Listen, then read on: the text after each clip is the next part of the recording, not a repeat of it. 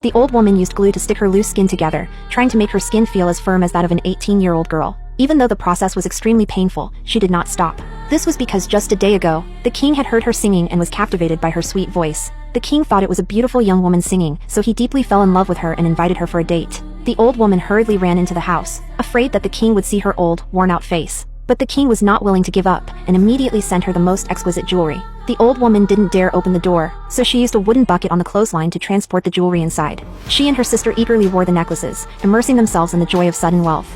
That night, the king came to their house again and invited the old woman to meet him. The old woman didn't dare to reject him directly, so she came up with a delaying tactic. She asked the king for a week's time, during which she would show him part of her body. The king was very excited when he heard this and asked which part she would show. The old woman carefully said she would show him her fingers. The king thought for a moment and finally agreed to her proposal, deciding to come back after a week. After the king left, the old woman brewed a magical potion, using it every day to care for her fingers. She hoped that this method would make her fingers fair and smooth. However, after a week passed, the skin on her fingers still looked dry and wrinkled, like the bark of an old tree.